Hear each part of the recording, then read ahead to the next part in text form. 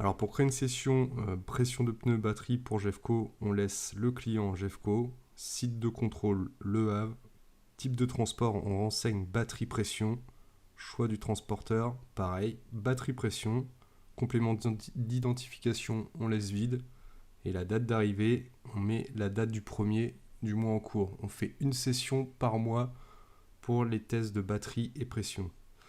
On valide la session, et là, pour l'exemple, j'ai déjà créé un châssis test. Donc on va aller récupérer le châssis test dans la liste. Donc vous avez juste à scanner votre véhicule. Le modèle, s'il ne le trouve pas, vous le sélectionnez. Dans les zones position et localisation, vous ne renseignez rien du tout. On n'en a pas besoin. Et là, du coup, pour le test batterie, vous mettez OK si le test de batterie est concluant. Si la batterie n'est pas bonne, vous mettez No OK. Donc après, pour la pression des pneus, on va éditer les réserves. Et là, on va sélectionner le pneu avant gauche. Alors attention, par défaut, lui, il le met en roue avant gauche jante. Et il fera pareil pour les 4 pneus que vous allez sélectionner, il le mettra toujours en jante. Donc il faut bien penser à rebasculer en pneumatique.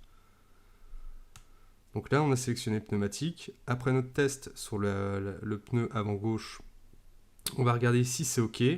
Donc si c'est OK, on va sélectionner OK. Si c'est pas OK, on met No OK.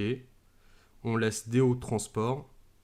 Et en observation, on va dire qu'on a constaté le pneu à 2,6. Pour rappel, c'est plus ou moins 0,2 à 3 bars pour les véhicules légers. Et pour les utilitaires, c'est 4 bars, pareil, à plus ou moins 0,2. Et donc là, on va signaler, donc constaté à 2,6 et qu'on va l'avoir remis à 3 bars. On ajoute, il n'y a pas besoin de prendre de photos. Et on fait pareil pour les 4 pneus.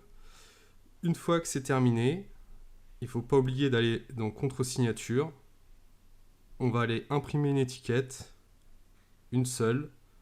On imprime l'étiquette une fois que l'imprimante est connectée au téléphone portable. Et du coup, on va venir coller l'étiquette du QR code sur la vitre, enfin en bas de la vitre conducteur pour que Jeffco sache qu'on a bien contrôlé le véhicule. Ensuite, on fait retour arrière une fois que vous avez contrôlé tous vos châssis de la liste qui vous aura été fournie. Et vous faites la synchro sortante afin qu'on puisse récupérer tous les véhicules sur Carintel.